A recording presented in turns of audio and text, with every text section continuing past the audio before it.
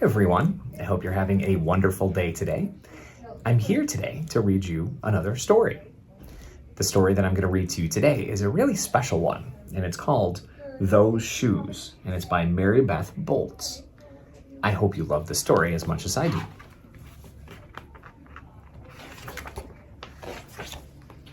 Those Shoes by Mary Beth Bolts. I have dreams about those shoes. Black high tops, 2 white stripes. Grandma, I want them. There's no room for want around here, just need.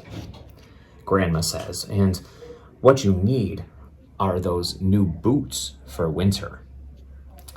So think about that. Have you ever thought about those 2 words before? Want and need. Talk a little bit about what those 2 words mean and what the difference is between those 2 words. What do you want and what do you need? Brandon T. comes to school in those shoes. He says he's the fastest runner now, not me. I was always the fastest before those shoes came along. Nate comes to school in those shoes. Antonio and I count how many times. Nate goes to the bathroom 7 times in one day, just so he can walk up and down the hall real slow. Next, Alan Jacoby and Terrence each get a pair. So I'll show you what those shoes look like. So remember, those are those shoes, the ones that he wants, are the ones that are black with 2 white stripes. Then one day, in the middle of kickball, one of my shoes, it comes apart. Looks like you could use a new pair, Jeremy, Mr. Elfrey, the school counselor says. He brings out a box of shoes and other stuff he has for kids who need things. He helps me find the only shoes that are my size. Velcro, like the ones my little cousin Marshall wears. They have an animal on them from a cartoon that I don't think any kid has ever even watched. So how do you think he's feeling at that moment? When I come back to the classroom, Alan Jacoby takes one look at my Mr. Elfrey shoes and he laughs. And so do Terrence and Brandon T. and everyone else. The only kid not laughing is Antonio Parker. At home, Grandma says, "How kind of Mr. Elfrey." I nod and I turn my back. I'm not going to cry about any dumb shoes, but when I'm writing my spelling words later, every word looks like the word shoes, and my grip is so tight on my pencil that I think it might burst. So how do you think he felt walking back in that room and other kids were looking at him and they were laughing at his shoes, at those new shoes that Mr. Elfrey gave him? My guess is that he didn't feel very good about that. On Saturday, Grandma says, "Let's check out those shoes you're wanting so much. I got a little bit of money set aside. Might be enough, you never know."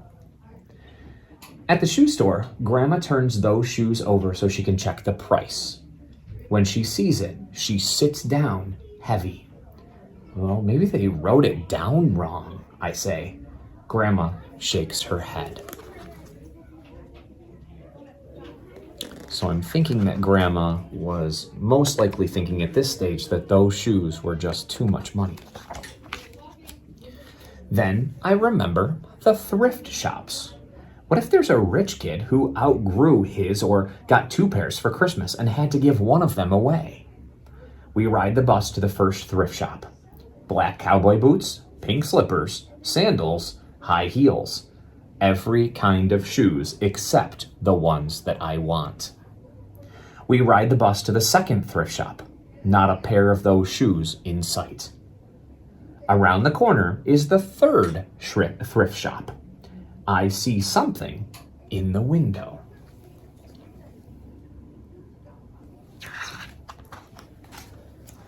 Black shoes with 2 white stripes. High tops. Perfect shape. $2.50. Those shoes. My heart is pounding hard as I take off my shoes and hitch up my baggy socks. How exciting, Grandma says. What size are they? I shove my foot into the first shoe, curling my toes. I got my heel in. I don't know, but I think they fit. I don't know. If he was curling his toes inside of those shoes, I'm not sure they're a good fit. Grandma kneels on the floor and feels for my toes at the end of the shoe. Oh, Jeremy, she says, I can't spend good money on shoes that don't fit. I pull the other shoe on and I try to walk around. They're okay, I say, holding my breath and praying that my toes will fall off right then and there. But my toes don't fall off. I buy them anyway with my own money, and I squeeze them on and I limp to the bus stop. So what do you think that means? I mean, it says here, I buy them anyway with my own money and I squeeze them on and limp to the bus stop. Are they a good fit? Probably not. At home a few days later, Grandma puts a new pair of snow boots in my closet and doesn't say a word about my two big feet shuffling around in my too small shoes. Sometimes shoes stretch, I say. Grandma gives me a hug.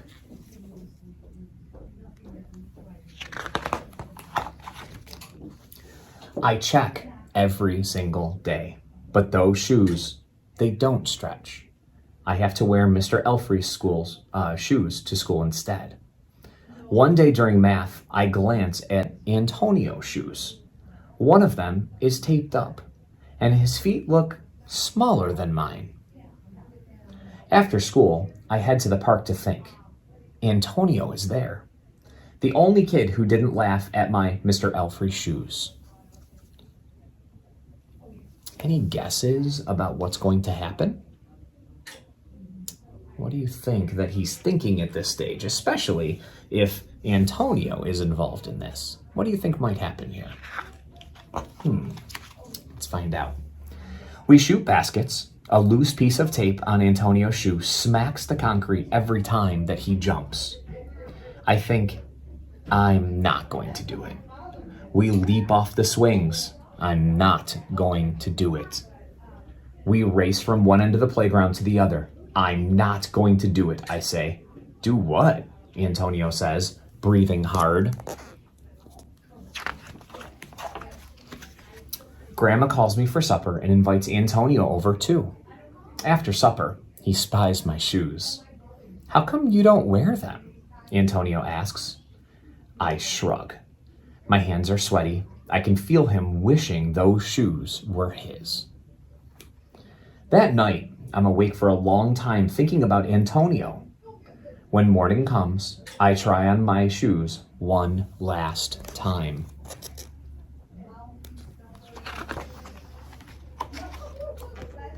I bet you have all guessed what's going to happen.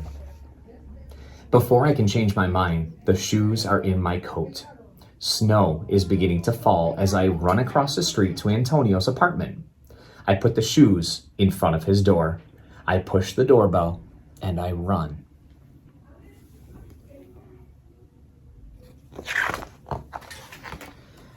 At school, Antonio is smiling big in his brand new shoes. I feel happy when I look at his face and mad when I look at Mr. Elfrey's shoes. But later, when it's time for recess, something happens. Everywhere there is snow. Leave your shoes in the hall and change into your boots, the teacher announces. Leave your shoes in the hall. It's then that I remember what I have in my backpack. New boots. New black boots that no kid has ever worn before. Standing in line to go to recess, Antonio leans forward and says, "Thanks." I smile and give him a nudge. Let's race. And that is the end of the story called Those Shoes. Let's go back and talk about those two words that I mentioned at the very beginning of this story. So I mentioned needs and wants. So now think about that, right? Think about this story. He wanted those shoes, but did he need those shoes? And now think about the boots at the end too. Did he want the boots? Maybe not originally, but he did have a need for those boots because of the snow that was coming. I also want you to think about the characters in the story and how they treated that main character in this story. There were a few times where I don't think they treated him very nicely. So I want you to think about that when you're talking with your friends or talking with kids inside of your own classroom. Think about how the things that you say, how they make someone else feel. You want to make sure that people feel good, right?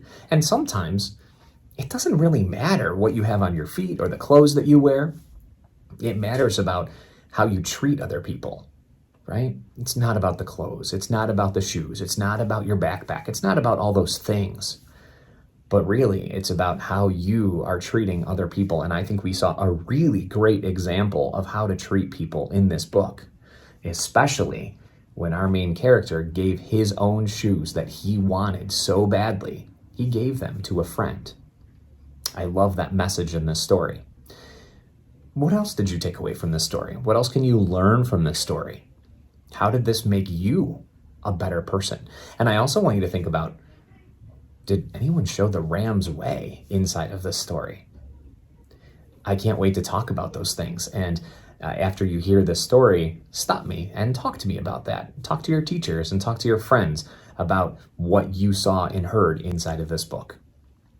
I hope you love this story. It's called Those Shoes. This is also in our library. So if you would like to read it again, you can certainly take it out and you can read it. I hope you loved it. And I also hope that you have a wonderful day. We'll see you later. Bye.